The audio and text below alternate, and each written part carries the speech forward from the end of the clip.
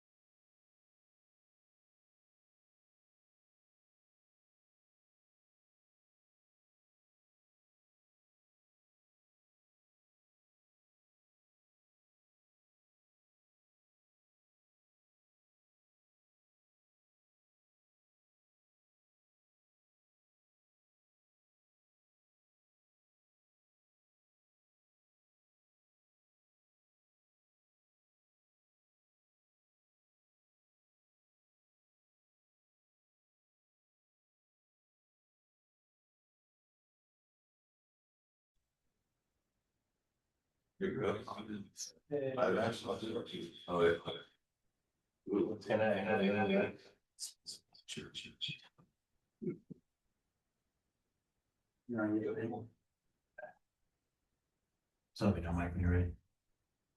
Yes. Yeah, it's the first one on top is our. Sure, I'll give her, I told him we didn't give him permission. Shayna. Okay, we are good to go, Chair. Sorry for the delay, technical difficulties. The city ordered the playground to the front. Okay. So she doesn't have to sit through all this. Okay, got it. I'd like to call this meeting to order at 2 p.m. Good afternoon, everyone. Welcome to the City of Cloverdale's Infrastructure Subcommittee meeting for August 18th, 2026. City Clerk Maloney, would you please call the roll? And let the record reflect that, I'm not in my system. Let's just go around the table on the stage here. Starting with the chair. Andres Marquez. Present. Derek Montana, Public Works Director. Kevin Thompson, City Manager. Mike Maloney, City Clerk, PIO. Eric Sanders, Assistant City Manager. Hector Galvan, Parks and Street Superintendent. Rob Kozlowski, Cloverdale resident. And note for the record that Vice Chair Lasky is absent. And then we'll move into public comments. The public may speak on any item not listed on the agenda at this time pursuant to the Brown Act. The subcommittee is not allowed to consider issues or take action on any item not listed on the agenda. Typically, public comments are limited to 3 minutes. Anyone who will be making a public comment, please state your name prior to the comment for the record. Rob Kozlowski, and I'll just start off by saying I was disappointed that we couldn't update the agenda to include some of these pressing issues, some of which have been discussed in the past by the infrastructure subcommittee and other subcommittees once they were merged. I think, first of all, going forward, I'd like to see things like the roadworks and groundwater recharge addressed. I actually ran out of ink on my printer, so I only got 4 copies. And that's just something I'd love to see discussed and looked at going forward. And this isn't to say that every project needs this, but this is an example here in Cloverdale on South Cloverdale Boulevard near Renner. It's a phenomenal job they did where they addressed 3 of the groundwater recharge things there that you and the team had identified in the, was it UMWP? That plan. And so I would encourage that. I'm assuming that's being done, and I shouldn't assume anything, I suppose, at these new subdivisions in town. Yes. Oh. And if that's being done, that's a good. Yeah. Now, if there's roads being redone with sidewalks, maybe some of those aspects could be done. So that's one thing I would love to have seen done. And I think I said we've been trading a couple of emails on that, so I think we're up to date on that. Next thing is I'd love to see. I couldn't find a city ordinance. And this is an example of the great work And both are double sided, by the way. The great work the parks team is doing, or you call it city maintenance team. Yeah. And this photo is courtesy of Hector, actually. And I'd love to see a city ordinance, not just something from the fire department that talks about, what is it, weed abatement, I think they call it. And that was last done in 2022. Don't we do a resolution this year, Paul? We do, but it's, So I think we need, well, having survived the fire and stuff and knowing what we did at a previous neighborhood in Santa Rosa. They have comprehensive ordinances, and I know Jason would love to work with whoever in the city would work on this. I'm not sure where that would be. So that's why I wanted to go on the agenda, but that's, obviously your call, Mr. Chairman. And going forward, I'd love to see at least these two items out at some point. That's my public comment. And Mike has the items that are requested by Mr. Kozlowski. Yeah, so the way that works though, with the governance manual, items can either be placed on an agenda by the city manager, or they can be placed with council consent. So it's not something we took them off the agendas on the subcommittees, because it's not the authority that the subcommittee has to add additional items. You have to receive consensus from the council. Yeah. And we get that to 12. But the city manager can also do it if they. Okay. We can Kevin and say, Kevin. Yeah. I know we briefly danced around those issues, now we just. now it's asked me about this potential ordinance with our district, so. Okay. There's some. Yeah, it was probably that, there was a lady at one of the council meetings, I think her name was Sally or something. Is that the right person? And because she was very concerned about the broom budding and spreading, because it's really tough. But if I was out in some of these removals in Santa Rosa, and it's almost impossible, you can't really do it by hand. You need special tools for those big roots. We could add this item to. Yeah, and since these meetings are as needed, I mean, the best practice would likely be that we just at least inform the full council that another meeting is coming with the agenda item types, just so that the full council's aware. Yeah, I'll be there. Excellent. Thank you. But it is a process that we likely want to clarify when we do updates to them, the next time we do updates. And we have a attached written comment by Mr. Kozlowski that will be on the agenda. That is added already. Cloverdale.net. Yes. They will be added to the website. And for minutes approval, do we have any minutes to approve? No. Okay. Well, we do, but they're not prepared yet to be able to convene, so. So We'll move into D, business items. I would like to move item number 3 up to the top. And would item number 6 also be with our guest today? Which are Sensory boards. Is that with Shana? that's also with sensory boards for the parks. Yeah. Is that Shana's? Yeah, that's right. So we'll move item 3 and number 6 up. Yeah. To the beginning. Of business items. Do you want to introduce it, Hector? Or Sure. Introduce Shana? Yes. Let me just talk a little, Chair, thank you, for the opportunity to speak, city staff, so we brought these items, move forward.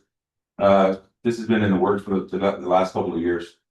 The Second Street City Park Playgrounds, is it is actually the oldest playground we have right now. The main play structure is roughly about 25 years old. It's very difficult to find parts. We can still, with the help of Shana, we're still able to get parts through to make necessary repairs to make it compliant, but it is getting difficult. So I brought this item forward in our budget meeting back in May, and there was a budget item number that was approved by city council members. So I wanted to bring this forward. The Second Street City Park is one of our most popular parks. We have a lot of recreation activities there, such as basketball courts, baseball. We got a new gazebo there now. Hopefully in the future, we're working on remodeling the scout hut to create a recreation hub for the community.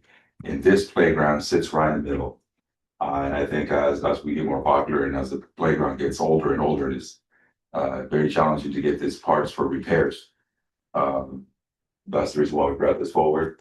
We have Shana here for Playground, Miracle Playground, who created a nice rendering for us, attached with a quote. And Shana, if you can just go through it real quick and kind of go through the rendering. I was just gonna say, this was proposed for development impact fees to pay for it, so it's not general fund, it's developer fees. Tell me you want park stuff, right? Yeah. You want Hi, me- Shannon. you want me to bring that up? Hi. You- Hi Oh, guys.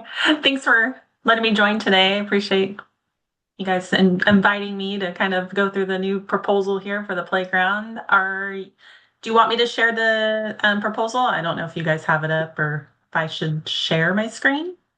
If you can share, that'd be great. Okay. I'll go ahead and share. Yeah, I have it, but you can share it. Okay. Am I sharing it okay? not there yet. We're seeing. Oh, there. There we go. Set up now? Okay. Great. Okay. So this is our proposal for City Park Playground.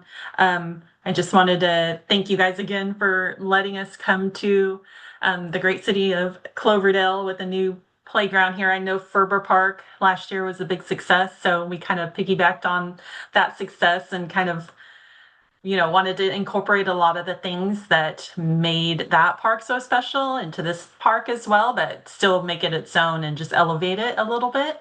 I know we're keeping the 2 to 5 portion and just replacing the 5 to 12 and the swings and kind of adding on some 2 to 5 elements to kind of just make the whole park playground just so much better than it is, just elevate it and make it more inclusive, incorporate things that the city and the community love. Even the colors Hector and I, talked about, we wanted to kind of incorporate what we already have in the 2 to 5, but then also kind of incorporate the high school colors, the cobalt blue and tropical yellow colors that I think it just kind of makes the community really love and appreciate, like the playground, make it feel like home. So kind of just getting into the playground here. So this is just kind of an overall rendering. This is the plan view here. And if you guys could see, so the space right here is where the 2 to 5 is going to stay. The new 5 to 12 is going to be in basically the same area. It's a little bit of a different layout. There's some trees and everything there. So we kind of worked around it and tried to maximize the space as much as we can with the play equipment. I remember there was kind of some standalone, a swing set and like a little balance beam kind of thing over there that was kind of at the end of the life as well. Just a lot of things needed to be updated. So we thought, let's put that cyclone cone spinner in this spot there. That's super popular at Ferber right here. And we kind of rearranged where the swing set is as well. So this whole section over here is going to be kind of your 5 to 12 area. And then the 2 to 5 space, there's it's kind of like a little woodland space here. So my thought was, hey, let's drop in some little standalone equipment that doesn't necessarily require fall zones, but like the younger age kids could play and have fun and kind of explore and make it, kind of like a fairy enchanted garden area right there where they'll just kind of elevate from a structure to other spaces there. And in this space, we have some music elements, which are really fun. I think it just the way that this is going to lay out is just going to be so great for them. Very imaginative play, inclusive. They could play together. We've got some mini city items here. It's our 2 to 5 product line, a little truck and a little sensory wall. And then we have like a little sensory kind of play hut that's super popular. I put these in a lot of the younger age play equipment spaces. So I just wanted to make sure we incorporated things that I know work well and that the kids just love. So I think it's a really nice little design that we came up with here. One thing also we're going to do is we're going to incorporate new timbers around the whole play structure. There's, if I'm not mistaken, some existing like metal borders stuff that's really out of date and just we just need to kind of refresh it and make the space easier, better, like accessibility wise to get in, and we don't have trip hazards. So we're going to put up some nice timber. They're kind of like little, box kind of box it in with like a timber like area that's like a plasticky area. It's made with recycled Miracle equipment actually. And I remember there's actually an ADA ramp right here already that's going into the box. And we thought we wanted to add another little ramp here as well. So there's two areas that the kids could kind of get into the box from like the street area or from the little, I think it's like a community center or something to the side there. So we have two accessibility points to the play area. I'll kind of take you guys through a few more of the renderings. This is a better rendering of the 5 to 12. So we have lots of fun slides, lots of climbing, a little bit more elevated, a little more, the older kids want a little bit more challenging equipment. So we wanted to do like a little wavy wall walker here, some taller slides. We've got a typhoon slide, just a lot of fun stuff, things underneath the deck and as well as upper deck. The swing sets here, we did the same thing that we did at Ferber with it's like a bird's nest swing, and then we have the two tot swings. And again, the colors, we kind of are combining, the high school colors, and then as well, we want it to match the 2 to 5, so it doesn't look like it's super out of place. And here's another angle with a chameleon slide, and we have a DNA climber here, and this is really fun. It's kind of a balance challenge climbing thing. They could step on and kind of get all the way up to the upper deck there. Lots of fun ways to get from deck to deck that's more challenging for the 5 to 12. And this here is a taper tower, and this is kind of fun. It has a bell at the top, so it's fun. Kids kind of could challenge each other. They could go up the middle or on the edge, get up there, ring the bell. So that's, we find this is like super popular in a lot of playgrounds. It's just like a little extra, a thing that you don't see very often on a play structure. And then we also have these hex quest climbers they're called. And these are kind of a little bit different than your normal like pod steppers up to a playground. Kids could get in here and kind of hide. They could play on it. They could step on it and climb it. There's all kinds of things that they could do with this. So these are really, really popular right now. It's a brand new piece that Miracle just started offering. And the structure itself, we wanted to keep the roofs and everything very cohesive with the 2 to 5, so everything matches as well. And here's the swing set. So yeah, we have the cyclone spinner, which you could get, I think it's like 30 kids, 20 or 30 kids on that thing. They could be inside and outside and spin around. So it's really great for the sensory mobility, proprioceptive, challenging area there. So the kids could kind of hang on, they could spin each other, they could play together. So it's very, very popular. Oops. So that's the swing set. And then I think we're getting into the little woodland fairy garden, I call it. And here we have, like I said, a lot of these pieces or all of these pieces don't require a fall zone. So our plan is we kind of have them spaced out now, but as we install them, we'll make sure they're in the appropriate spot. So there's a lot of clearance from the trees. We're not going to have anything right up against any obstacles or anything like that. But we want it to kind of be hidden and kind of fun to explore. We kind of kept all the music equipment kind of in one spot here. The little truck is really fun. Lots of kids could play on that, act like they're firemen or even police cars, I guess, because we're doing a blue one there. And the little stop signs, so stop and go, they could play tag. The little sensory wall here is really fun. All these little pieces on here are movable, so it's really great for their little fingers and hands to kind of get in there and play with it together. There's a little solar system here, so visually it's really fun for them. And this little play hut we do a lot. It's like a little place for the kids to kind of play house. They could sit in here, they could have a talk tube and talk to each other. They can make mud pies, it's kind of a fun little kind of make our own little play area house. And it's super popular. I do these like a lot. Kind of like just a space if a kid doesn't want to be full on in a structure doing all the crazy things, they could kind of have a more relaxed play, space in this area. Then I think, let's see, that's the other angle here.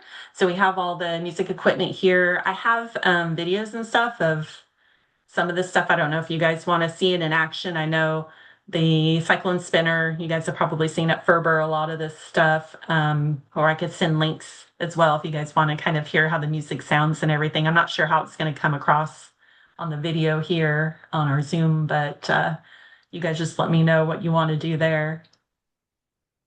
And I think there's another spot. This one's really cute. Kind of shows you the little solar area, solar system, and little rope tugger, and it's really fun. And kids kind of like pick up the wood chips and kind of put it in there too. It's really fun. There's like little holes and everything. A lot of sensory stuff going on there. And this is basically kind of an overall of how it's going to look. Thank you, Shannon. Question, with the sensory boards, is the equipment that we're seeing now really that incorporates the idea of a sensory play in there, that the sensory boards would be something different than what we're seeing? So I guess that it's because I guess the idea of sensory is very much a gray area. Yeah, so the sensory boards are very specific. I'm just speaking to it because I know Yep. my wife when I submitted those.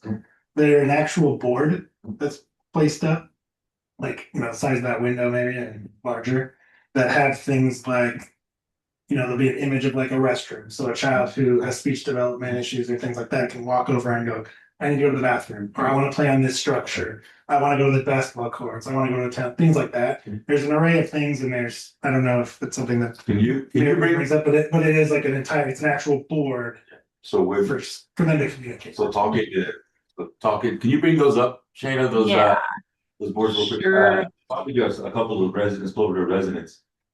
This is what they suggested. They suggested to put those near the entrances of parks, so it'll be separated from this.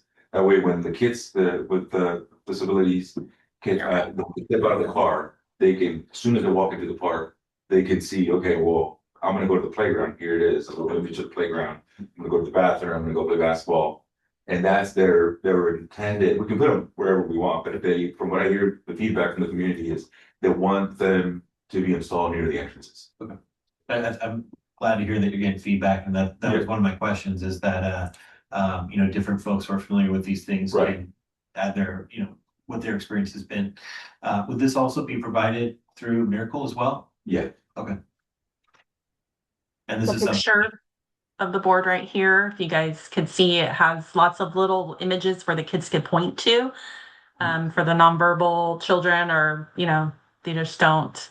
It's also you could play with it. They could play match, or kids they have such great imagination. So I feel like it's great for lots of reasons, but definitely like Hector was saying, like I feel like it's amazing that like you guys are thinking of these things in the community and wanting to make sure that all kids are included. And this little board adding to every playground, or at least several of them, I think we're going to do 4 playgrounds.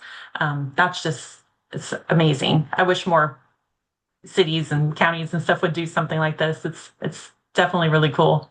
And this is a new product that Miracle has, so I haven't had a lot of sales of it yet. I think it just came out a few months ago, so you guys are going to be kind of my first to see how We how have the a kids enjoy it. We have a formal corporate chain, and this is an item that we can purchase now. Okay. I was able to talk to I residents. really like the idea, and it's something that we can scale up as needed, and if we identify other places where, even within the different parks, that we can add to it. Or easily install, right? Yeah, we can do this in house. So I got a quote for 4 of them. We got 4 parks.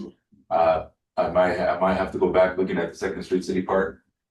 I might have to go back to Shane and ask for one more. It's a big park. So, but I just wanted to get some. We wanted to have this images for today's meeting, that way we can all look at it and then move forward. And with this product, like, in direct sunlight, like we get here in Cloverdale, like what would be the life expectancy of the board itself? The warranty on these, I believe, is 5 years. It might be, actually, I need to double check. I will follow up with you guys on that. There is a warranty against fading and damaging, but I will say that other boards that Miracle have that have like images and stuff, I have never seen a problem with like the direct sunlight with fading. Usually it takes 10, 15, 20 years for like the colors in the more plastic part of our playgrounds to really fade. So I'd anticipate these are going to last quite a long time, but I could follow up with you guys on the exact warranty on these. That's no problem. Sounds like maybe we should possibly contract you for our other signs. I know, right? Yeah. What are we doing with the under playground? Oh, yeah, so normally, so when we do certified playground wood chips. So when we do the installation of the new playground structure, we always purchase that playground certified wood chips. Playground certified wood chips are a little bit more expensive, but they're pre-washed and re-processed like 3 or 4 times. Yep. So kids don't get any splinters if they're walking barefooted, or kids or dogs or cats or anybody. Is that included in that quote? That's not included in the code. So what we're gonna do, normally, what we did at Ferber Park is mimicking what we did Ferber Park as a pilot project. The wood chips that we have in the park now, we're able to push them out of the way, and we do that in-house. We're able to push those chips out of the way, and then when Miracle comes in and installs the playground, then we go in there and put the mulch back and then add additional wood chips for a nice surface. And I had a question, Shane, about the musical equipment. Is there any type of signs that you might be able to add to that for like some basic songs or something? Like, if you can play like Mary Had a Little Lamb or something that, can give some instruction. So the equipment that we propose, there are some that like the more piano likes and stuff. I believe there's on this, it's called a concerto vibes. I believe there's like a little add-on we could do with a little music book. Let me check into that. I think it hangs off of here so the kids could kind of like follow the notes if they know how to, read music. That's That something. sounds like a great idea. That'd be great. Yeah, I think, I was thinking that too with the chimes. Yeah, the chimes right here. 6 or 7 different ones. So I mean, even with you have 3 chimes, you can play a song Yeah, at that point. So that could be something that CBA to CC. so easy. That'd be cool. Yeah, So we have I know everyone knows how to play that. Yeah, so we have the chimes here, the drums. This is pretty straightforward. You just hit them. This right here, the kabasa, it makes it's like a rain kind of sound. So it's just a spinner. So you can't really, it's not like something you play. It's a soothing, like nice mellow area. And then these have, the tall chimes have mallets on them and they could kind of just, hit them each or kind of go back and forth. I see kids all the time just kind of rolling it back and forth and just making fun stuff. But this is kind of a rainbow. Let's see. I got it better. the idea of having a little songbook can turn something that you might A band. engage with. Yeah. For You can kind of see it here. a minute or two to maybe you're gonna spend 15 minutes. You get 4 kids into those instruments. We got a full band. Yeah, it's like a little band here. Well, that's our rec program. Cool. Yeah, so, and these are all, also, I should say, this is accessible, like if a child in a wheelchair or anything, they could roll right up to this and play. The height of it is great for the 2 to 5s. They could kind of stand there. The bigger kids tend to be a little higher, and a child in a wheelchair, it's like perfect size for them. The same with the kabasa and the drums here. They could roll right up to it and play and be just part of it. So that's just really great. So, City Clerk White? Yeah, I just had a question on the sensory boards. Are they customizable to the different parks? Like, I know some of our parks, like we mentioned, have a basketball court or some have a baseball field. I'm sure there was studying like went into what images you put where, but I was just curious, are we able to have additions so that they fit the amenities of our various parks? Or is it more one size fits all? So these are ordered as is. I believe we could customize it. It probably would be expensive though, because I know Miracle will do customization on things.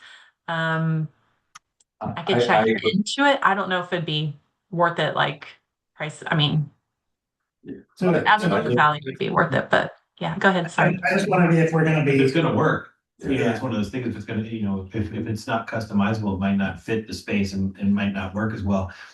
Is that something like if we were to maybe do the design on that, could we just submit a blank thing just to be printed on through your products? Can we zoom those? Yeah. Again, I'm not sure. I could check. That's definitely a good question. I could get back to you guys on that. If As it's a far as I location, know. you Yeah.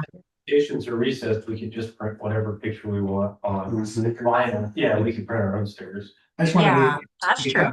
sure that if we're doing this for the community members, that it actually will serve the community. that we're That's, trying to that's serve. what I'm thinking. You don't want a picture of a football field at a park with a. Right. Yeah. And then, See, one thing I wanted to let the subcommittee know that once these are released, because I think we're gonna be putting these in parks probably a little sooner than this breaking ground on the full park, we're gonna do a pretty big, or at least my goal is to do a pretty big marketing and outreach thing, because we will likely, I believe, be the first city, at least in Sonoma County, that has these.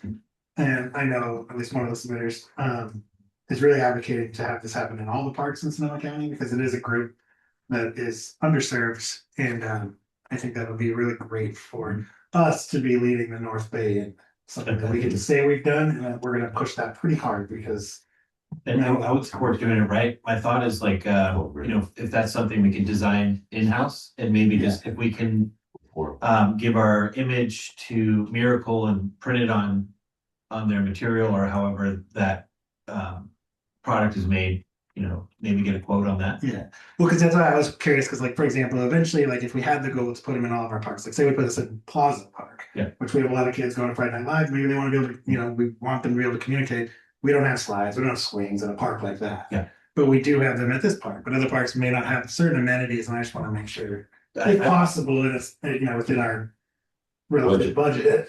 And is that But something, again, if they're recessed and we know the dimensions, we print. is that something that we can design the image and then, because I think, like you're saying, with the plaza, it might be something, maybe the music's too loud or, you know, you want to get something from a vendor. And so there's definitely. Well, and that's why typically these are relatively basic, so you can be like restroom. Yeah. Water fountain or food or hungry, like different things that, you know, the. There's not gonna be plain soccer in the plaza. So this right here fit pretty good with parks, but if we were gonna put something at the plaza, it would have to be custom. So I think could we get a bid that if we were to supply an image and create that in-house, that we can get that printed?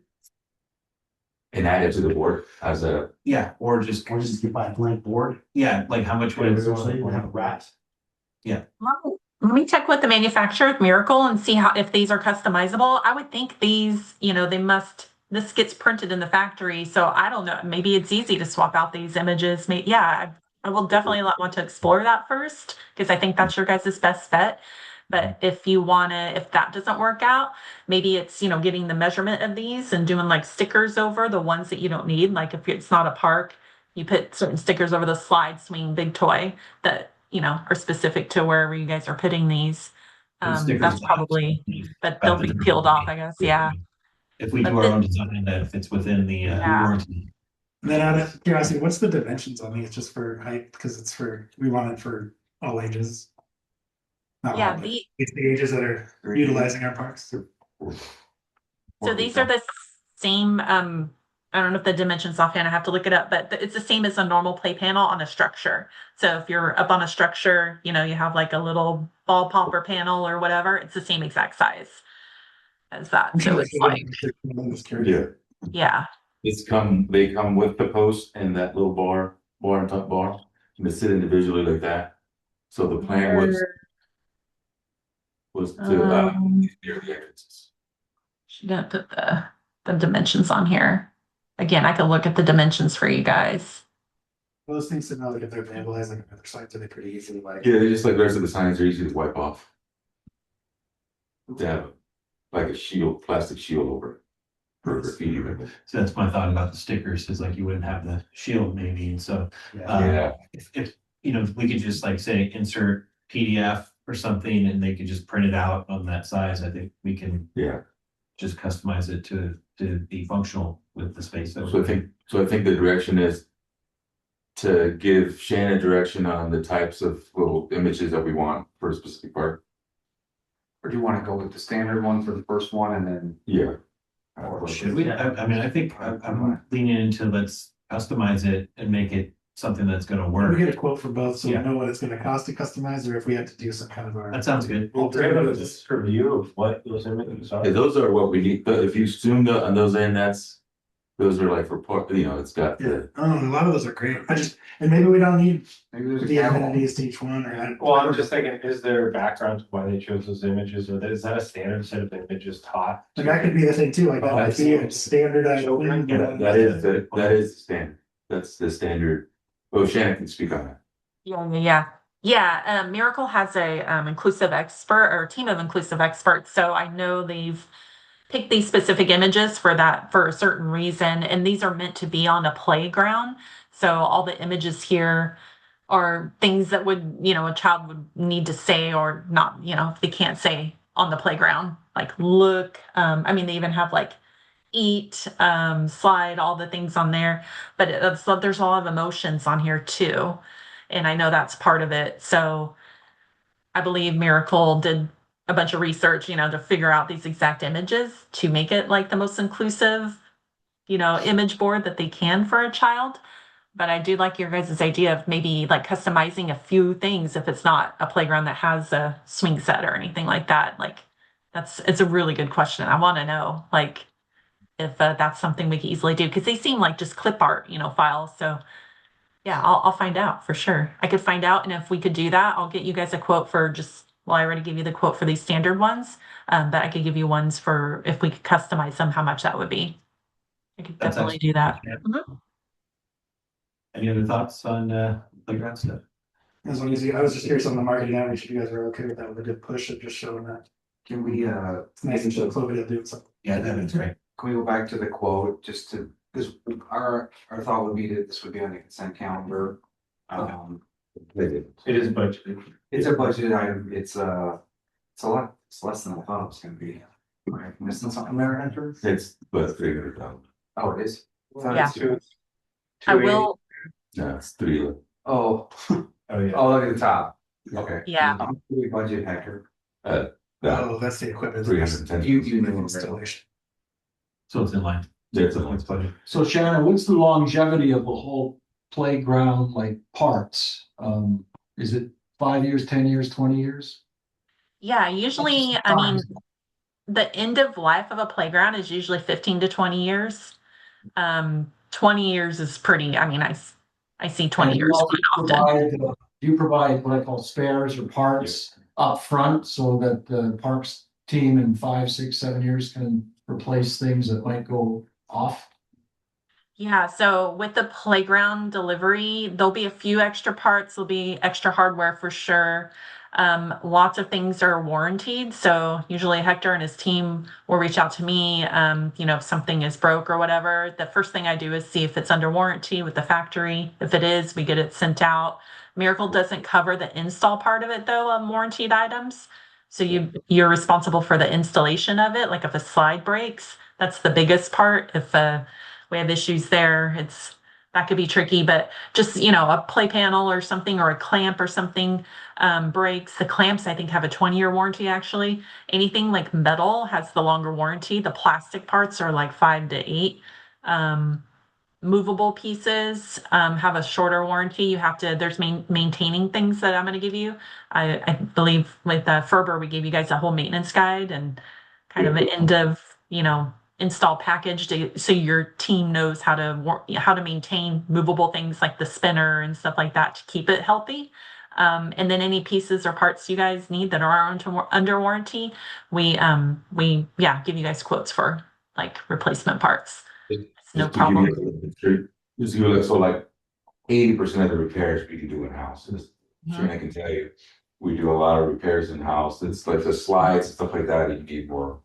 We don't have some of those tools, but for the most part, another thing that's really good about Miracle Playground is they have contractors in Sonoma County.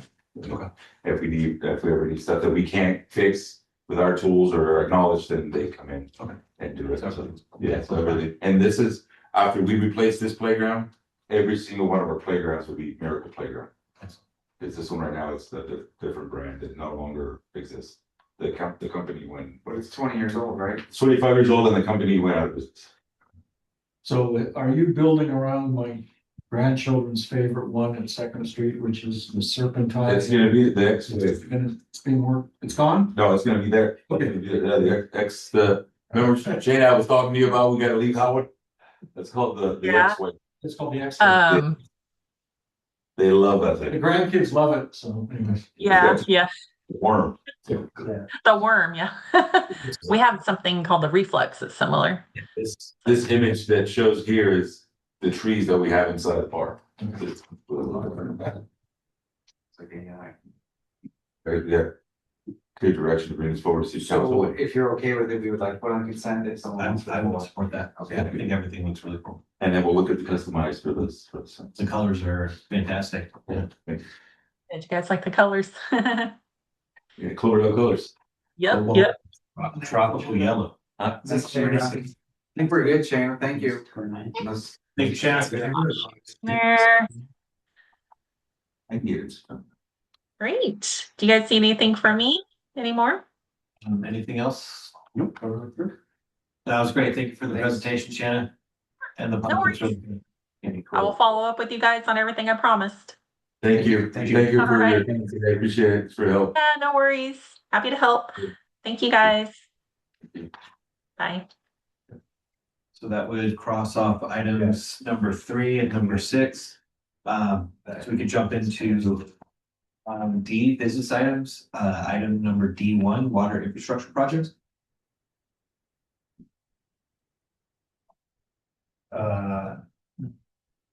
Okay, so. I didn't really. It was off for a little bit, but. And this agenda item, is there specific water infrastructure projects that you wanted, updates on, or you wanted to know about? I guess, Or. well, what's on my mind, here is, 2 things. Was one with our water presentations that would come to the council. We have 3 lined up that were agendized. Well, they were approved for agenda, but we haven't lined them up yet. And then the other item that's of interest was our water resiliency project list that we got our last council meeting. I did have a couple thoughts on that. I can, We're gonna try to put the list up here. okay. You have a big list there. So the list kind of, so background on the list, the list started. There was a request from an entity saying they could possibly secure funding for projects. And so the city engineer was tasked with pretty much a soup to nuts list, wish list, giant wish list. This was in early 2025. And so that list was created, then was given to the entity within. Council also was given this list. And so this list also included many of projects that we had already started making headway on and projects that we included in the CIP. And so kind of a difference in lists is like I tried to manage the list so you guys could understand it. I mean, sometimes I don't do a great job doing that, but these in the list, the white items in the list were projects that were on this wish list that was created that we have included in the CIP that we're planning on doing. The blue project there, it's the only project.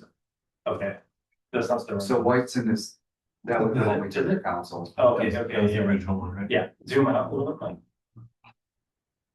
So the White is in the CIP. The white is in the CIP. The white are the projects off the list that are gonna be in the CIP.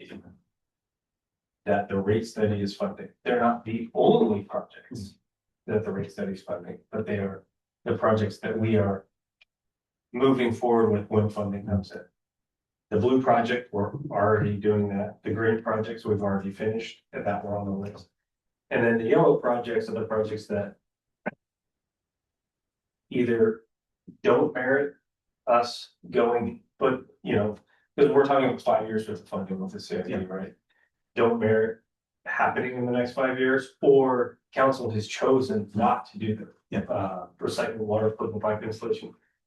We've chosen not to move forward with that. The water treatment plant, we chose not to move forward with that, the siting study, things like that. So the yellow ones are ones that we've chosen, council's chosen not to do. So that's kind of where that resiliency project list ranks, and we have other projects on top of those white projects that are in the CIP. When this rate study comes back up next meeting, we do have a couple of line items that are your bulk items, right? I know it's a tank infrastructure projects, I think is one of them. Sorry, I had it on here. But we're going to then detail those out, and then we're going to reissue the CIP. Right now, all the CIP projects and all the projects listed in that white area, in that wish list, those are projects we currently don't have funding for in the existing budget because water rate study is going to pay for those. We've allocated the projects in the CIP certain years, and by doing that, we've shown what projects we want to happen as soon as possible, right? Which is the Cherry Creek tank, we have some replacements we need to do, things of that sort. And that's what you're seeing on the timeline dates. So that's why it's ranked like that. That's why you guys didn't, 1 through 20 or whatever the list. Because a lot of the list was kind of either nullified or done or already budgeted for. I think the point of the list again was to, as Potterville progresses, and there potentially could be some money from PG&E or others that just have a list ready.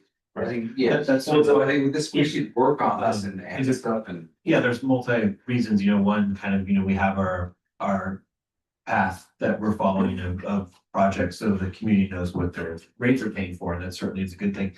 I think the wider idea of this list is, potential funding, and that's, there's partners that would have offered to help, North Coast Resource Partnership. Even Caltrout has offered to help acquire funding. So for those groups, or even potentially PG&E, is that my thought is like even sharing the list with them and seeing, how would they like the list to look like that they can help us out with. Yeah. So, I think this is something that. I think it's clear. I think the thing with the list is we need to make a clear definition of what their list, they want projects they want to fund, and projects that if we don't fund, we can't deliver water to the customer. And so we've kind of started refining the CIP, and a lot of these projects, if they don't happen in the next 5 to 10 years, we're gonna have huge problems. So this is like deja vu from 5 years ago, right? Right, can I speak now? Yeah. So first of all, I think the objective of my plea is, I think Todd said that once, let's get to work and get this done, because we all want clean water, we want reliable supply, we want fire hydrants that have the pressure, all that kind of stuff, and to your point, resiliency. The concern I have, and this was the fight 5 years ago, was we wanted transparency and fiscal responsibility, because we were kicking the can down the road before 2021. That was when I think your predecessor was Mark Rincon. Well, there was a 3-year gap between me and Mark, I think. Yeah, so nothing got done really, is Yeah. looking at it, because we had these protests back when, right, where people and all that stuff. There was a lot of outcry from that. And the concern I still have is your bank accounts have $10 million. And if you looked at, I'll pass these out, because where are you mentioned rate study, assuming you're talking about that development rate study, Mark, the red, those are the projects that were supposed to be done. Those projects are slightly over $10 million, right? So the $10 million wasn't spent. So if you look at that red, those bars, Mark Hildebrand, I believe, was misrepresenting the last 5 years. If you went back to his presentation in 2021 on that rate study, those were the bars. then he came in here and presented, that's when I sort of blew my gasket at a lot of city council meetings and saw those little black bars. So my question remains, so we didn't do the projects of 10 million plus, but there's money in the water and wastewater enterprise budgets that's Yeah, sitting there's there, $10 million. I would have to have Suzie. No shit, I mean, I don't think there's a 10 million just sitting in. I'm not saying it's just sitting there, but you're having continuous $10 million because you're not expending it on those projects that are identified in red. I mean, And those are all factual. And this is your predecessor's data. The one slide shows when the completions were supposed to be. And as residents, we say this city of Renee, 2022, this thing's 59 years and rusting, right? The Ritter, 2024, the backup chlorine tank, which isn't even on your list, which blows me away. but you gotta realize, that's why I prefaced it with, this list was a wish list of projects. They're not, the list of projects were. No, what I was saying is 5 years ago, these rate increases, which we felt exorbitant, were to fund these projects, which included the missing chlorine tank, which if I flip over to see, I sort of played with your chart and forgive me. The chlorine tank is in the new CIP. It's just not on this list because this isn't the CIP list. That's where it's kind of hard And to. there's too many lists because that's projects by CIP. I know, that's where it's unfortunate. This list was like a wish list. I wonder if we Just, should just take the ones that are on the CIP off of this list. that's everything in white. I know, oh, this is all, we're just like looking ahead, trying to get ideas, so when if the money comes in, we're like, hey, we've already kind of. But 5 years ago, we talked about, here's what's coming ahead, here's what we're gonna do. And tell me if anything on that CIP list, this summary in red, are any of them completed? And that's your $10 million. I guess there's maybe two issues that this comes, one to accountability of what was promised 5 years ago. And so, that conversation, we can relate it to, moving forward with this list. How do we use this list to keep that same accountability moving forward? But meanwhile, the money in the bank, you're asking for more rate increases to pay for what? We haven't finished what the money's up, like. There's more double-digit rate I would increases. say the question of accountability, certain conversation we should have. Yeah, which we don't need to have here. And so that's where maybe we can figure out how to have that conversation. I'm certainly open to having it.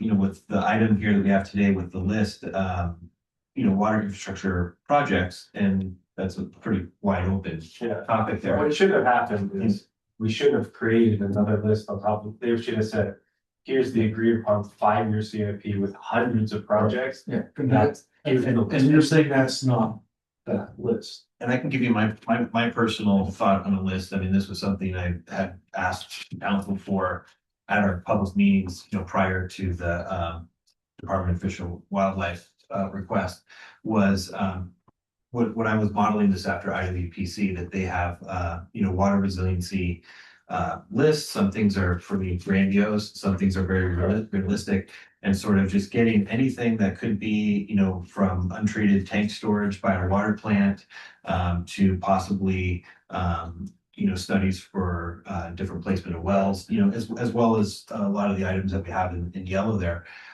just so we can shop that and people know what we would like, and sort of we can make some asks. Yeah, I think it's shopping the list, like creating a list to shop around to see if anyone wants to pay for a Yeah, project. that's what it is.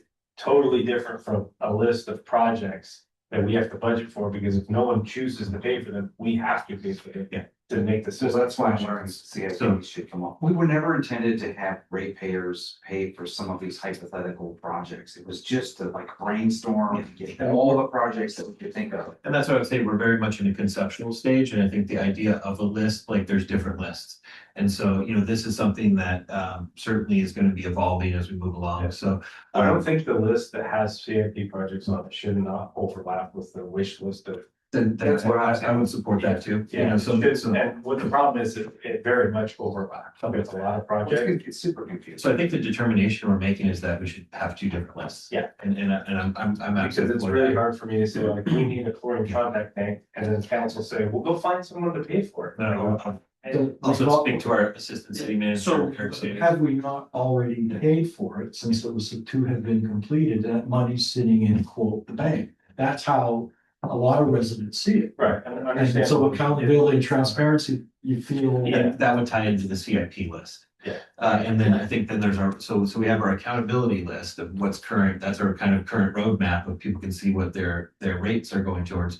And Which, then, no, the rates fund the CIP, that's. Yeah. so that's one list. And then I think the list that really I would ask for is sort of our shopping list that I would also like to reach out to people that could be potentially helping us find funding and see, what they would like that list to look like. That might give us a little better direction, and that's something we can bring back to staff. So I look at that list that you're talking about, the USCO's list, as like my kid's Christmas list. Look, Dad, this is everything that I want to have for Christmas this year. Yeah. Whereas the CIP list is, this is what we can afford to buy the kids for Christmas this year. Yeah. Right? Some of those items might be on both lists, but the list should be separate. Yeah. And I think there's a lot of public perception that Yeah. the Christmas list is the CIP list. And that's not the case. So previously, the CIP, you've seen how monumentally dense the CIP, previous CIP, But hundreds and hundreds of projects. Yeah, I'm not, well, it's a bit exaggerated, tens and tens of projects. Well, I mean, you look at all you look at water, wastewater, facilities, I mean, But there's, all, so right, it's a lot of projects, right? And there's only, 2 enterprise, that's well, not counting airport. the water and wastewater increases were never to do the plant. That was considered something down the road that would cost a fortune when it happens, because you're talking billions and millions. The Wastewater and the plant, right? But all these other ones were, Cherry Creek, Ritter, the Con, all that was used to justify the rate increase. Everything here that was communicated was read that very interesting disappeared. That should, in theory, have already been done. It hasn't been done, but I believe, looking at what you guys presented in the budget meetings back on the 5th, whenever that was, April, May, that you had the money to do these projects. Is that not true? This conversation, I guess, this one, it's an accountability conversation, is We would this. have And let's get it done. We have to have Susan look and see during those periods, the revenue created from the increase, was it banked? Where was it used? Is this a conversation that we can continue outside of this meeting? Yeah. Or it will be at the council meeting? It's gonna be at the council. Well, Rob, but you just wanna like clarify that we have this. But it's I hard wanna to say make up that. And there's only so many hours today, you can't keep track of which list is which. And And then you got this Hildebrand guy that is not. we've certainly acknowledged that we're way behind on projects. And That's where we But got I'm our- not saying it to beat you guys up, I'm saying, Yeah. let's get them scheduled. What is? For sure. And so we got Eric here to help us now, so. And I want to make sure that your concerns are addressed, Rob, and just, what's the appropriate time to do that is, would that be Well, for next council meeting? Well, we're doing the rate study, so that's when. Okay, and will there be an opportunity, because I think, there's some of this is gonna need a little bit of back and forth, right? Is. Yeah, I don't know if you can do that at council. meeting. Yeah, and so, is it appropriate to hammer that out now, while that Well, I think, water infrastructure projects is. Maybe we could have a meeting with Rob. And we can have Eric and Derek and Susie and at least try to explain. So we don't have to try to do it in the open. Well, just make it simple, because you got a whole bunch of other folks, Part of the rate increase also similar is for the 2 new employees. but you're talking double digits over 5 years. So I think the idea of like, how can we have this conversation and then, would be a good one, because I think that Rob's points that he's making there's a lot of other people that feel the same way. So Yeah, I mean, we want to definitely convey. Rob keeps us honest with, I'm not that we're not. so what would you suggest would be an appropriate time to deal with Would you this conversation? want to come in? I can, yeah, Okay. because there's like, this little thing I did is my, what do you call it, written comments.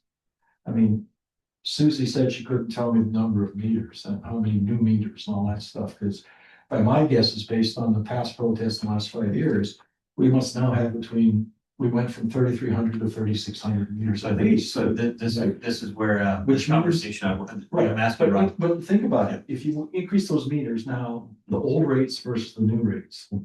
Was it 69% cumulative over 5 years? So instead of $330,000 monthly, we're up to $633,000 monthly, but I can't get confirmation of that. And we're talking about another 7.6 Is million it, annually in is the this water something that we department. can hash out at a We meeting? can, I think we would, I don't know if we can hash it all out, but we can at least make some. Yeah, because there's a lot of concerns that are coming in continually on as comments, and I just want to make sure that Rob's comments are addressed, and if that could be Maybe something. we could try to, because the staff report's gonna come out, Rob, on the water rate study on Thursday, so maybe Monday we can meet. Sure, Would that work for you, Rob? I think I can make that work. Okay, well, I'll leave But it. just email me. Yeah, Okay, yeah, I just want to make sure that we are accountable and that we can have this conversation in the appropriate manner. Could also agendize it as an option, something we haven't done a ton of in Cloverdale, but you have a study session option. Which is where it's more of a, it's not just a quicker presentation from staff where we're just like, the agenda reports in your, Yeah. in your packet, please read it.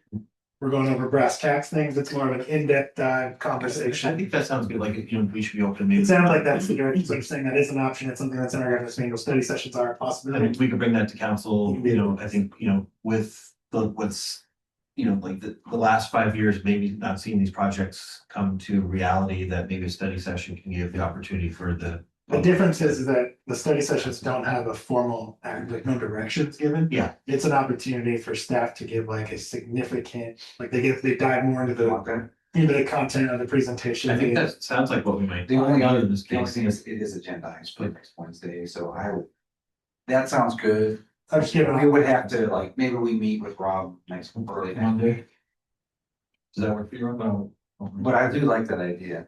Maybe we can do that for other. We can do But I that also for don't want to projects. waste Derek's time, he's gotta get quotes out. Build guys in that. We can certainly put a meaningful presentation together. And we could even post that probably on the Yeah. website, as a slide deck to say, this is what we did last time. These are the projects that are on the CIP. This is the The increase status of or each decrease, status of each project. And then the changes in enterprise funds, how those changed and why. And I think, anything that we can help people Yeah, understand what We can do that. the reasoning for the rate increases are, would be helpful. So that's our direction on, I would say, accountability with the CIP and how we address that. With the idea of the list, maybe we want to separate, and have two lists. So one is our actual very much city list, and then the other one is, our wish list. And I think I would, to expand on that, some of my thoughts on the wish list, and this might tie into eventually, and this might be getting early, but when I think about really negative potential impacts from decommissioning, that there would need to be storage. And that's one of the things I think at the last RIPA meeting, that everyone was just like, we need to focus on storage, and it would generally be done in a regional fashion. And so where you have, midterm solutions like raising a Coyote Dam, or long-term solutions like a second outlet to Lake Sonoma, it's the short-term solutions that we need to really focus on. That if we don't have an ability to store water, then they're just not going to send it. So groundwater recharge seems like a very probable solution. And if we're all pulling from the same sub-basin, then we're all going to be charging the same sub-basin. So this is, I think, even maybe getting a little ahead of ourselves, that a JPA is formed in the region. I think even having an open communication with our regional partners on how they're addressing these issues would be a good thing. Does that include Mendocino and County folks? This would be Alexander Valley, Oh. so our, the folks that we all share sub-basin with currently, City of Healdsburg, City of Cloverdale, and, the rest of the unincorporated valley that would be the proponents of the potential new water district. So, we're all now in communication, working on communicating together, so that could be another part of this. And I don't think, correct me if I'm wrong, anyone, but I don't think any of these projects were ever gonna end up in ratepayers. Unless one of them is really good and makes sense financially, but it was never the intent to have these. Well, the list was just. Well, I would say, I think we're kind of, You talking about the white list? Not the whitelist, The yellow list. I mean, we can have something under like The support yellow equity, yeah, just. We're on the CIP. That's where it's like, yeah, these solutions are outside of our ratepayers. Exactly, Yeah, and I so- think that's. So we just need to have, like every other city, a CIP and then like a external list of projects that. Yeah. That would be great. So I think that's something we could all work on, Yeah. later and just kind of keep as a evolving document. And we do, steps into the groundwater recharge. Taking advantage of groundwater recharge, I think, because the city does not use groundwater, we use surface water.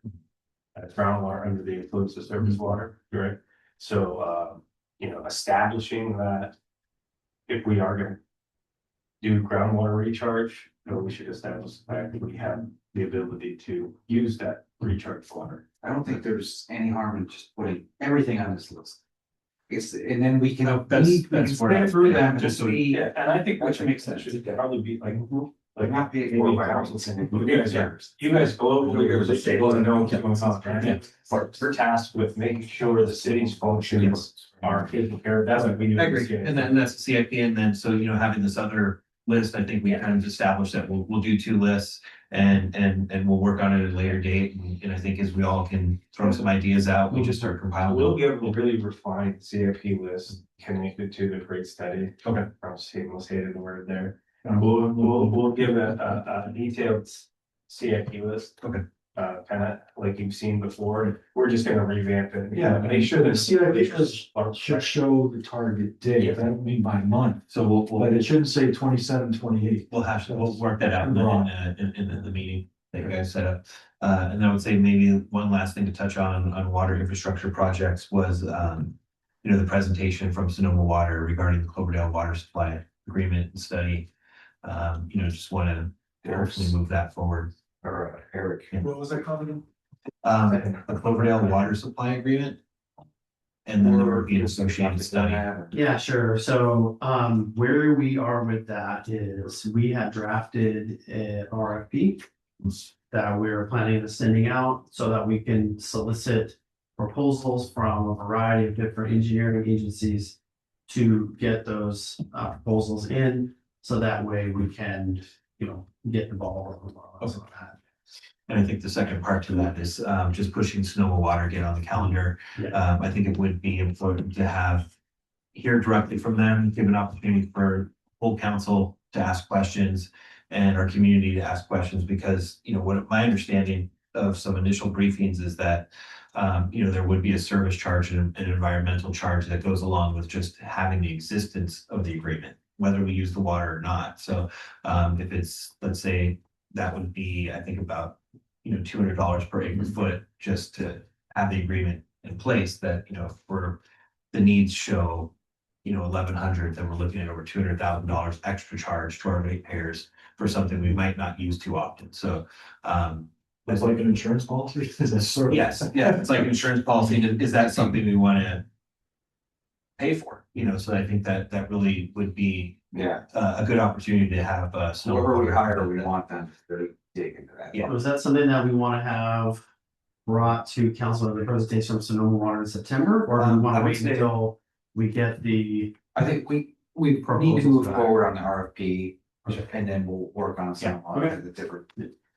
So that's the, city manager saying to have the RFP done first and have a company that's gonna be included in the approval of that potential. That's what I was thinking. I mean, we were gonna, Yeah. you remember, we were gonna hire EKI, we had the West, not Yeah. West Hills people. So once we get the RFP fulfilled, then we'll go ahead and schedule the meeting with Sonoma Water. Because we've already got an approval on the agenda to have them come. So the RFP is drafted. Yeah. So we just need to make sure that it's good and then we'll send it out.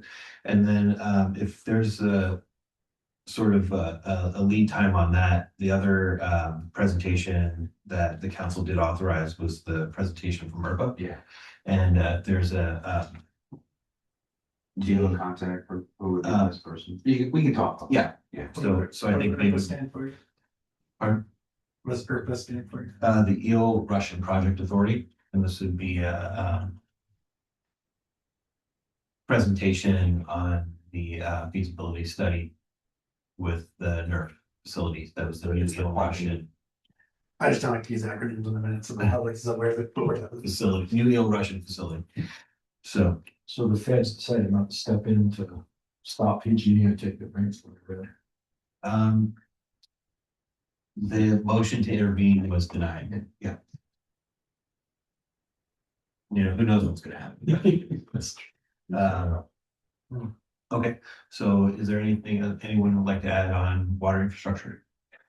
I would recommend that we just keep this on as a standing item on this committee. I agree. Okay, so moving along to Second Street City Park baseball lights replacement. Oh, here's no more fun. See you around. See you around. I'll take Raj. See you guys.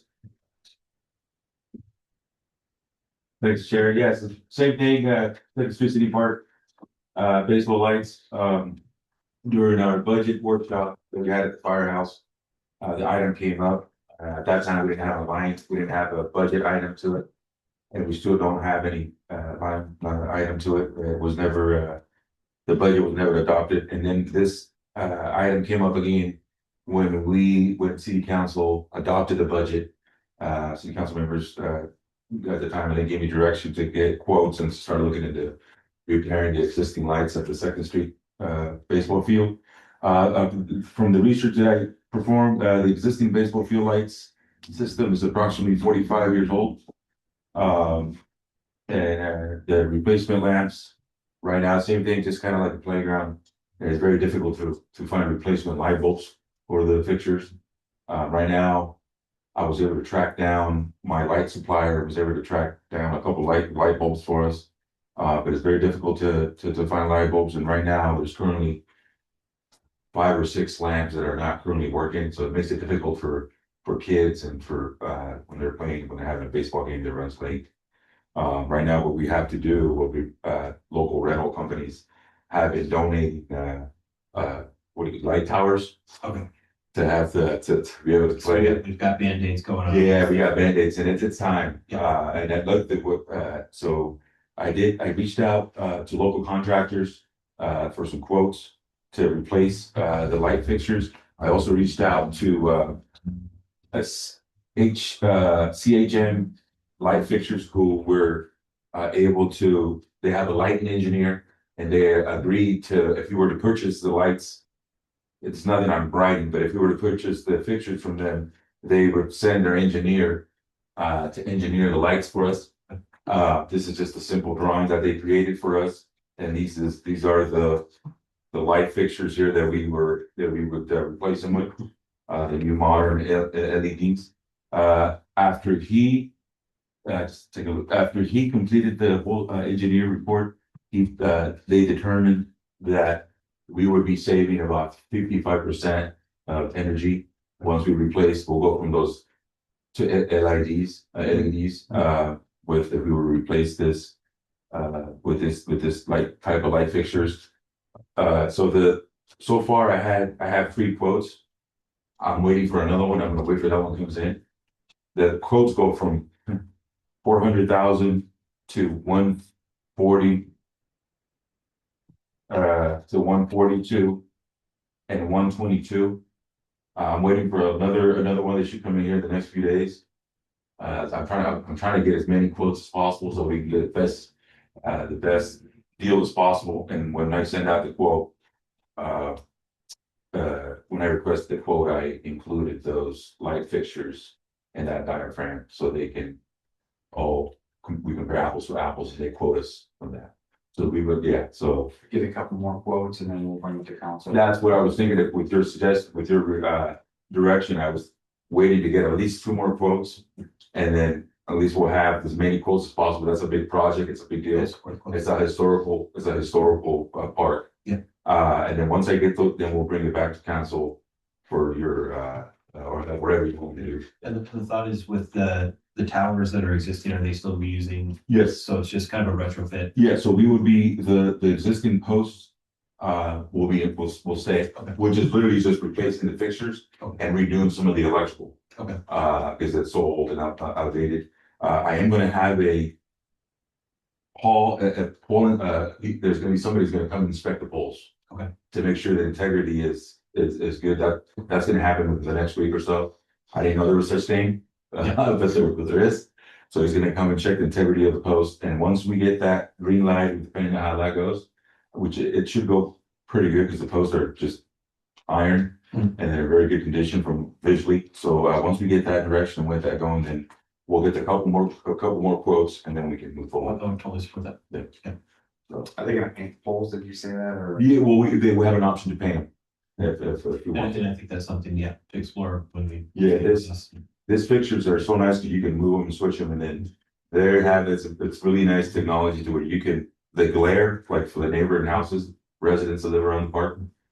There's got some, I couldn't explain it if I tried, but the glare, it doesn't glare on their windows. Okay. Like it's just focuses on So the neighbors will be happier and. Yeah, they'll be happier, and we'll be saving tons of money on power usage.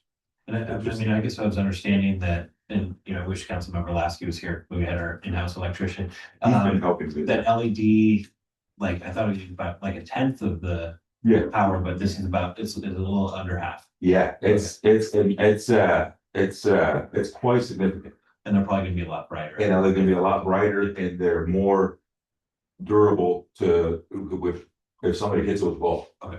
It'll last longer too, so you don't have to go through and change. Yeah, they're made out of metal, you can see it there, so it's like if somebody was their, what do you call it, impact resistant. resistant. So actually, I got a question for you on this one.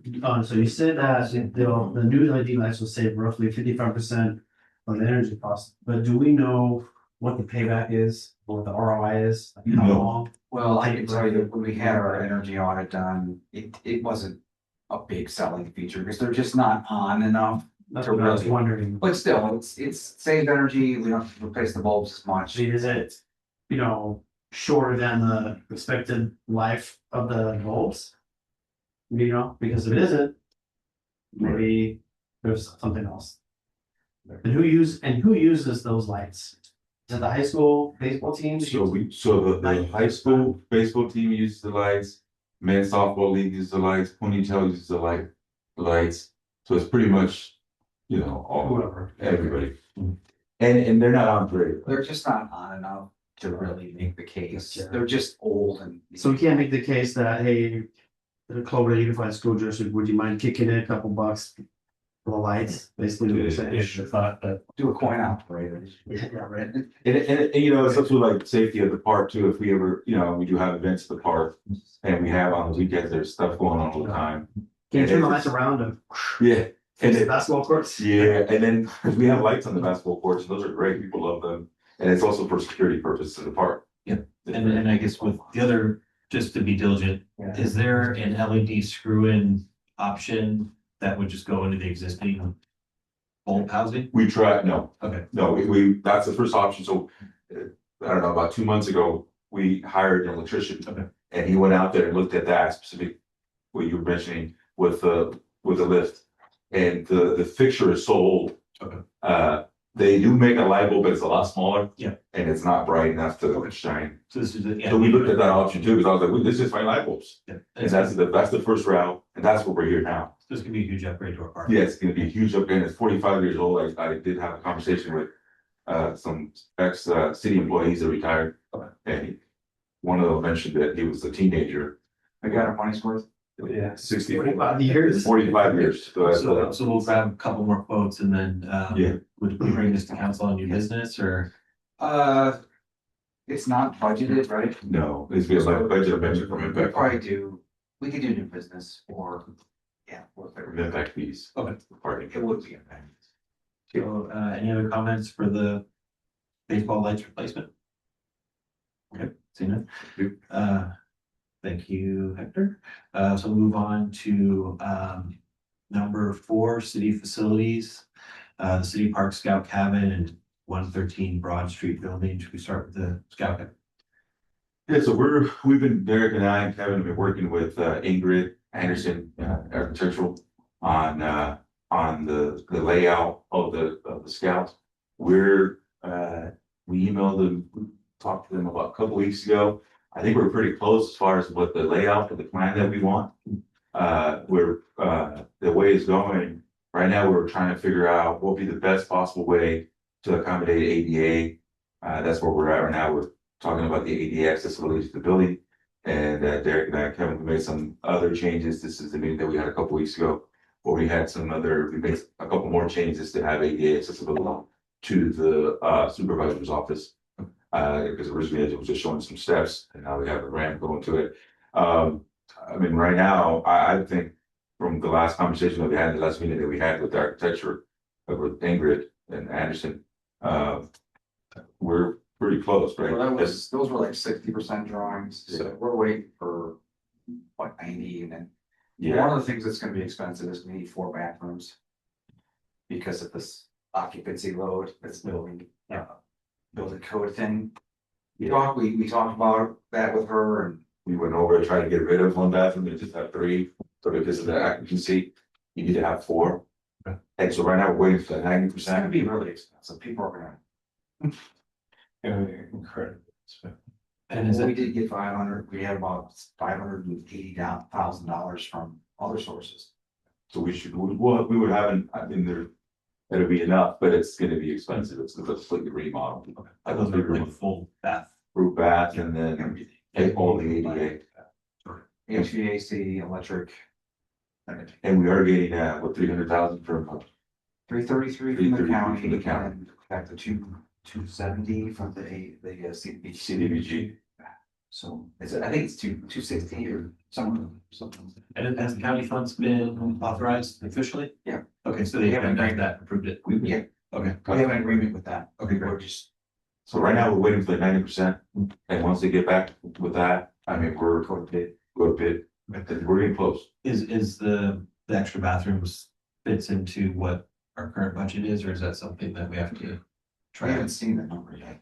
Yeah, we don't even have. I think it would be good to, that's why we kind of want to push you forward fast, instead of seeing those They numbers. wanna also redo the siding, which sounds like it's warranted. It's got a lot So the of. siding is as old as its lights, it's 45, 50 years old. Okay. It's been eaten by woodpeckers and it's got holes everywhere, we repaired it a bunch of times. And will the woodpeckers come back?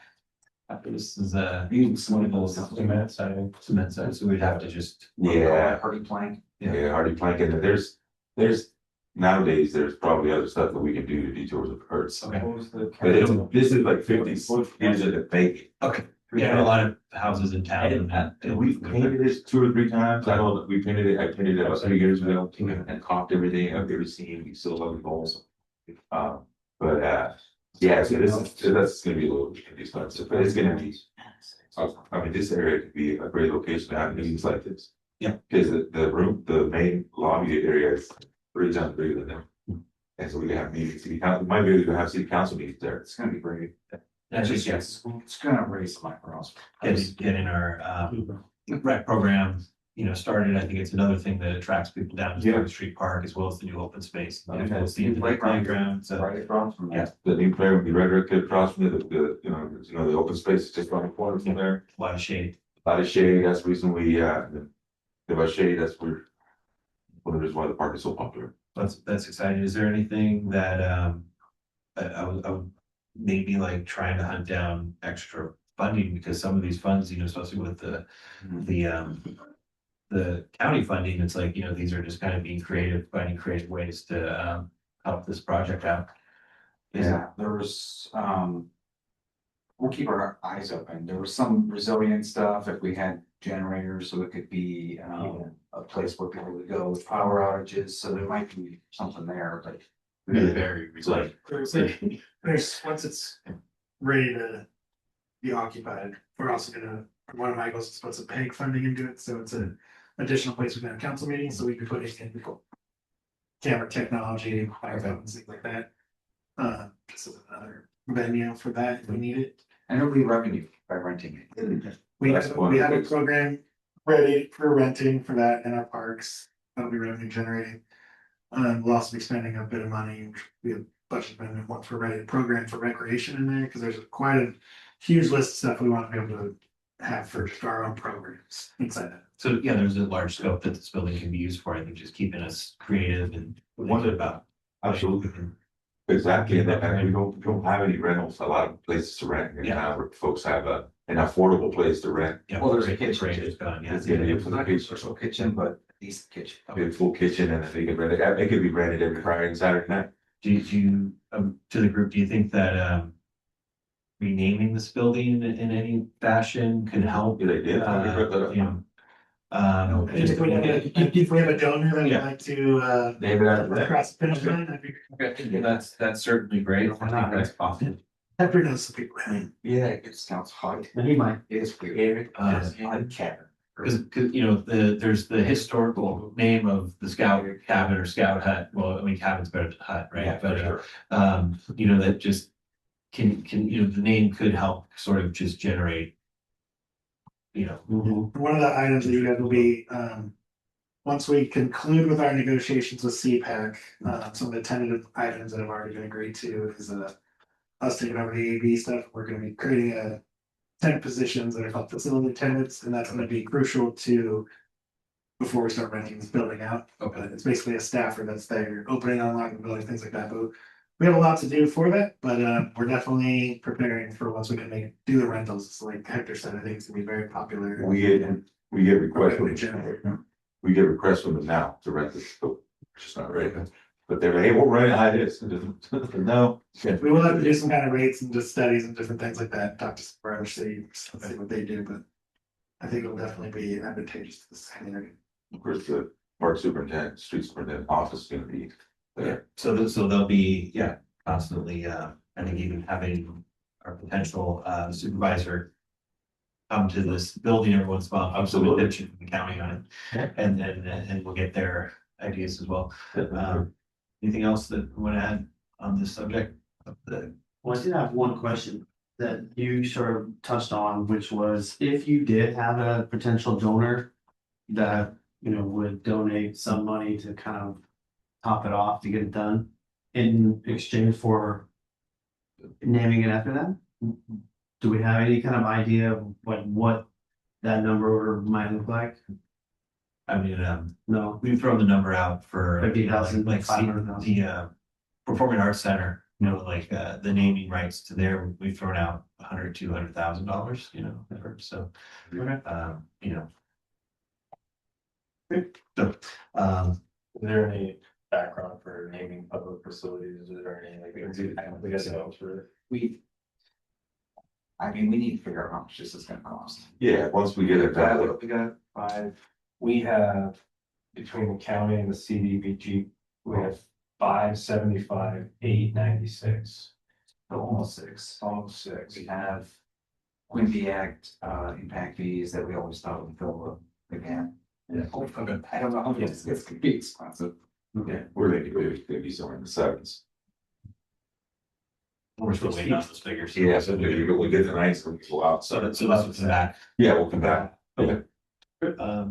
So is ready to move on to the 113 Broad Street building? So I can speak to that. I believe we have a professional services agreement with Archeologics. Archeologics, they're an architectural firm that is doing the basic design of that, and the idea is that they will provide us with essentially, you know, a package that is like permit ready. So. That went out 2 weeks ago. Yeah, the council approved 100,000, so this is 48, it's more than we thought, but we did discover that. It has to be a certain kind of architect to do commercial buildings, so it's not, it's this higher level. So. He came up, the architect walked it, showed him everything, so. That's, Do we have any quotes to flatten No, we don't, I don't believe. But the interior, it? Just Floor. building? just not over. Just knock it over and start fresh. Or just, or not, or. Jeremy, you want one? You want one? Well, you should, maybe bring that up as future agenda item before we spend any money on this. I mean, I'm just thinking, you know, and I'm just speaking personally for myself. You know, the idea of the plaza purchase was to open up the plaza. And it's like, so I see this as, you know, if we're getting 20, 30 years out of the existing plaza, eventually allowing the current businesses, the barber shop and laundromat to, run their course as long as they would like to. Eventually those buildings would come out too, and this could be something 30 years down the road, we open up the space. I bring this up as like,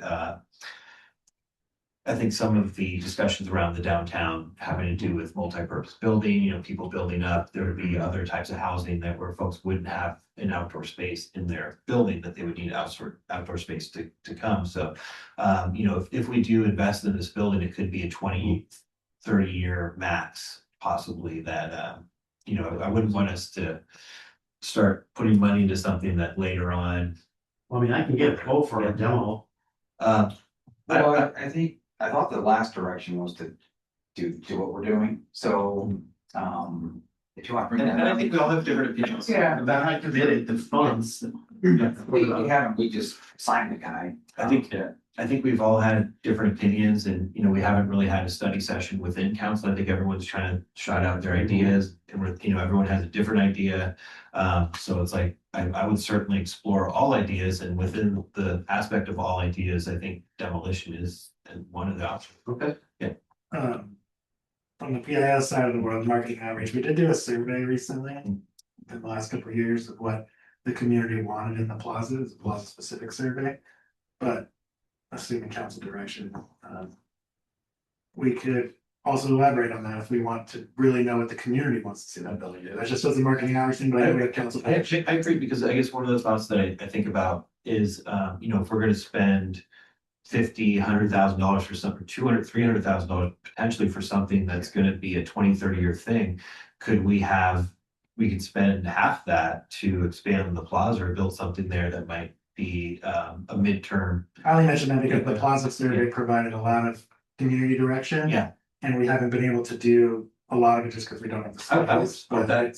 I just want to bring that to your guys' attention. It wasn't something we brought up. I'm happy to send you the results if you want to revisit that. I would support that. Part of what I said I was gonna do is this fall, do like a committee to discuss what we're gonna do with the gravel lot, so it could come out of that. Yeah. Because it's like one of those things, if you're gonna buy an old car, do you want to get a rusty 4-door sedan and spend money as if you want to get a drop top coupe or something? I mean, it's like, what do you want to pour your money into? So, that's partially my thought, is that there's a lot of work to do with that building, and is it going to be a productive place for us to conduct any business? But I'm certainly open to any ideas. Well, maybe I'm gonna agendize the formation of either some kind of committee. Yeah. We've got some folks in town who are pretty expertise and they wanna volunteer, some council members. And so I'll bring that up, so we don't need to like completely rush into this architect, and then see what comes out of that. I'm open to that. Yeah, definitely would keep our options open, and Just going to council. Yeah, I gotta get a date to, I said I was bringing it somewhere and everyone agreed, so. So you want to quote to demo just that one or all three? I think just that one. I'm just speaking personally. My thoughts about the existing businesses that we support them. I think they're needed businesses in our community. It's one of those, I would say, long term. The laundromat doesn't need to be. We don't need a laundromat right in the center of our downtown. If it's a block away, I think it's just fine. And I think potentially there could be room for 2 laundromats in Cloverdale. So, We'll work on it. so anything else? For the minutes aspect, is the scouts cabin going back to council as well, or they? Yeah. Council considered what's happening. Yeah, as soon as we get for, It's almost not gonna go right now. no, Scouts Camp. Once we gotta get off of some metals. We're gonna, so very busy with other things. Yes, several So months. we'll wrap up that item? Yeah. Okay, All right. and then we got our final item for the meeting is Ferber Park Community Garden. Yeah, it's good. I'm glad that Adam made it in there. Thanks, Mike. So we're making great progress on the community garden club garden site. All the grading has been completed. All the old irrigation lines have been removed. Right now, we're in the process, we're gonna take a little break for a couple of days. Because we got a few critical projects that we gotta finish. Such as water leaks, and we gotta do some work out in the open space, but we're gonna take a little break from it for a couple of days, but the next phase of that should go pretty quickly. we're gonna install a new irrigation system. This is gonna be fairly easy and quickly because we're gonna use and utilize the old existing irrigation system. So the controller will be using the irrigation controller. We'll be using the irrigation valves that used to govern the old irrigation system.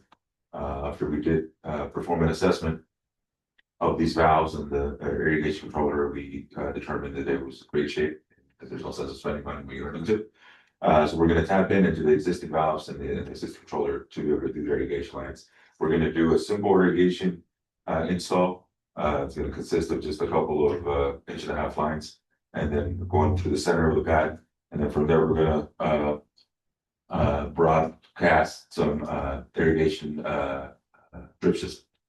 It's all gonna be on drip. So the next portion of it should go pretty quick. I'm thinking probably 2 or 3 days worth of work. After we get that done, then we'll move into the next phase of it, which will be to add the filter fabric on the side. And after that, it's starting to build boxes. So, my question, so you have this pretty much kind of laid out. It's all there. I have a plan. I've shared it with Kevin, shared it with everybody. I have a whole plan. So that's- should see it. So I guess that's, my question is, that sounds great with our layout, so I guess the community aspect is just the community aspect, right? And that's the other aspect to this, and We have actually sent out, I mean, we have set a meeting. I think I included you on that, actually. can you remember the date of that? I think it's October First. first, the second, yeah, the first. October first. Well, And we're gonna have the meeting at Fertile Park. Okay. So we can discuss a variety of different topics. The agenda for the meeting is in the meeting invite. Topics such as, rules and policies for the community garden. Possible community leadership roles for that. And also, how are we gonna go about actually determining who gets the boxes, right? Is this gonna be a lottery? Is it gonna be first come, first serve? All those types of topics we're gonna discuss, Good to that's hear. gonna be it, yeah. right? Okay. Man, That's I mean, wonderful. maybe we get 100 people that wanna have a box, but. Yeah. You know. So we have a draft. It's not approved 100%. I got a couple more. I got to spend a little bit more time on it and forward it. But we have a draft of the laws and regulations. We have a draft of the form that you're gonna need to fill if you want to acquire one of these boxes. And my question is, do we sort of blueprint after another city for the design Yeah, of Windsor and Hillsburg. Windsor and For the Hillsborough? most part, Windsor. Okay, So I met with them. I talked to them from your contacts that you Yeah. forwarded me. And so I met with them. So we're using a lot of Windsor with some Hillsburg. Hillsburg has a great, Windsor has a great program. Yeah. That the boxes that we're gonna build are almost identical to what they have. Hillsburg, they don't have boxes, they have a square in the ground. okay, After talking to the park superintendent there at the city of Hillsburg, he said there's some conflict, there could be some conflict because if the vine or the plants go over the. so I really support everything you've done with this, and the fact that, like, I think you're already kind of like really have taken the initiative to sort of get this thing laid out, so like there's so much already done. With the Windsor contacts, was that Sherry Benner, or were you talking to city people? Yeah, so Sherry, I think it was, I can forward you the names. It was Sherry, one of them, and then, There was Jeannie not was another person I talked to, but I recently was reached out to Sherry over the weekend. Yeah. And one thing that she mentioned was hosting a field trip. That would, because I was thinking, like, I'm sure she would maybe be, or somebody would be interested in coming up for our initial meeting on October 1st. That might be a help. yeah, And then I think, I can send her the invite. okay, yeah, well, so we'll invite them for the October 1st meeting, and then, following that. She offered to have a field trip, or said, and I think that would be really inspiring to have the people interested, who can make it. Go down to Windsor and see how they've ran their garden, and they would have, what she mentioned was 2 Snowy County master gardeners. Administrative committee, as well as a naturalist doctor, so they can answer all the questions on how our garden began and what it is today. And I think for coordinating that, she will be away from September 3rd to the 8th and October 13th to the 20th. So I think any other time is open. And I guess the September dates would be out, so it would probably be the October period, just, Xing out 13th to 20th, that we can set up a field trip down there. I would agree. Um, I think the more information, the better. Yeah. We get more information together, because this is new for us, Yeah. and we're learning. Yeah. Working with Eric, I'm trying to get as much information as possible for this, especially for the October 1st meeting. So we can have at least a basic baseline of what folks are gonna expect, and yeah, we're gonna hopefully roughly install about 42 boxes. So we're gonna have to make a decision, like Eric mentioned, whether we gotta do a lottery or somewhere. So, and do a lease option, at least for like 1 year, and then maybe do it again, or maybe even if depending on what, because the boxes are pretty big. Yeah. We might have the capability of splitting the box into two. Yeah. In the future, not all of them, just a few. Let's say we have like 2 extra, or One in the middle. yeah, so 4x8s, Okay, 4x8. and the most of them, and there's about 12 of them are 4x4s. Okay, so you have a mix. Yeah, have to mix small boxes to big boxes. So it sounds like you very much modeled this after what Yeah. Windsor's doing. It's yeah. Okay. We've also been in contact with Susan Verde, who is wheelchair bound. Yep. She did send me some specifications on how to build a box for a wheelchair, because I told her I didn't know. Yep, she's part of the garden club. And, yeah, so she sent me the specifications to build her, that's gonna be the first one I built. Okay, one. So I want to build her the first one, and then that's gonna be a little bit higher, so she can put her wheelchair in the garden. That's right. And then we're gonna put that one. So, but one nice thing about this location is that there's an ADA ramp that takes you from the parking lot over to the garden. But we just have to do inside the garden. We just have to do a DAG pathway around her box, so she can garden. And so we're planning to have 2 ADA. This is just the first one. If somebody else comes forward, then we're gonna set up a room for one more. This is great. Yeah, I have a list of things that I got from Sherry, just about, I think, roles of the committee, and then also how they're dealing with unincorporated residents. I think it's like they can have a box, but they would maybe have a box on the condition that they're part of the administration to help run the place. That'd be great. And then also, they do discounted beds at like 20% buy-in. So this way, that's been successful for them, where otherwise, people, if they were compensated for the whole thing, they just wouldn't participate in it very much. So, and I have more that I can share with you. Yeah, please forward it to me, and because I talked to, I know I talked to city staff. Those are the people that I spoke to, and I had a couple of meetings with, to run the subject also. So we're gonna have a non-op windmill. Okay. For decoration, for Mace. Very cool. Ace is gonna donate, Sam is gonna donate the windmill and the redwood, which is a fortune. So we're gonna get that windmill in the middle. Yeah, thanks, Mike. We visited ACE during one of the business visitor program things, and we thought that was a really cool idea, not realizing how expensive that is. So we're gonna put a redwood, he's gonna build this redwood tower, and then in the center of it, we're gonna put some kind of planter, so we can do like flowers in there. I think about this because that comes up with the idea of a shed. Yeah, That was one of those, would that be incorporated in the windmill? the Rotary agreed to donate the shed. Wow. We actually supposed to meet with Preston Addison next week for the location. The public works crew is working on building the pad right now. Okay. Today. And then Preston is Rotary, they're gonna donate the shed, the tool shed is gonna be donated. The windmill is gonna be donated.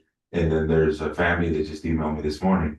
They're interested in donating the 2 picnic tables that are going to go inside. So that covers, sitting space. Yeah. And one of the other, Go ahead. if one of the other questions was, talking to Carrie and Kurt, they mentioned about some of the trees being transplanted from the old community garden. Yeah. Is that, So I went on to look at, I love her, she's a sweetheart. So I went over there, and there's a possibility that we can transplant one. okay. It's an apple tree. I was telling Kevin about this. The rest of them are huge. They're just huge. There's massive. But if we can get that apple tree over there, it'll be amazing. So we were able to purchase fruit trees from Cloverdale Nursery. She gave it to us for nothing. She gave us a really good discount on it. So we got some apple trees, some Myers lemon trees, and some pears. There's gonna be a lot of citrus, but we are gonna attempt to transplant Okay. The Big Apple tree. I wish you Not luck. that big, but yeah, I hope it makes it.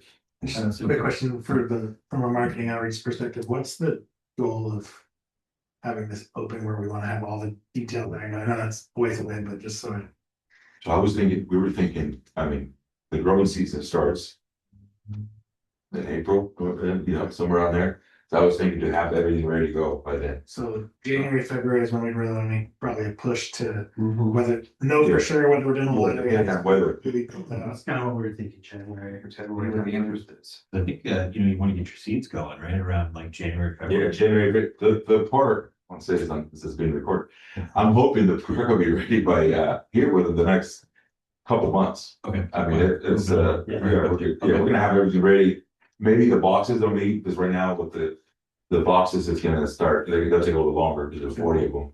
I mean, with the city, we're saving a ton of money by doing all the grading in house, building another box in house, we're doing all the irrigation in house. So it's exciting. I mean, I think it's gonna be awesome. I'm gonna put in for a box. I don't know. We gotta see if we can get like one for city hall for like a city box.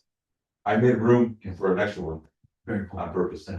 So we'll see. Maybe we can have a competition, see who grows the best tomatoes or whatever. You don't want to play with me. I mean, ultimately, if we can get it together, my kind of thought on that was if there's enough interest in that city box, maybe we can, grow some substantial food and donate it to the food bank. Absolutely. Food pantry. Yeah. So it's very exciting. Everything's moving forward pretty quick. Okay. So when the crew's out there, I gotta send you guys some videos. There's so many people that stop by there all the time. There's a bunch of kids.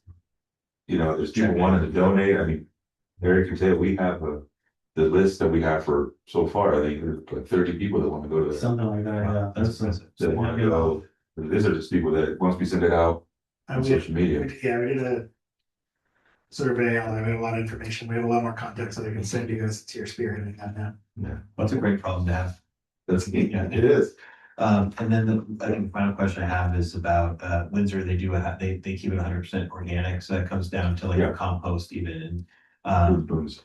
okay, so that'd be it, because I know with the zero waste compost, it's like that's not certified organic. It's not organic. So so we'd be looking at just doing it full organic. It's all organics. There's gonna be an irrigation system. There's gonna be some hose bits that we can use, but we're not gonna. We gotta work on that thing, and that's work on the list of rules and regulations to make sure that if they use any type of fertilizer, it's supposed to be 100% organic. And the committee is gonna come into play here, so they can inspect the products that people apply to make sure it's organic. Organic. Make sure that you. We got anything else on the community garden? That's it. Okay, call this meeting adjourned at 3:50. Thank you. Thank you. Thanks.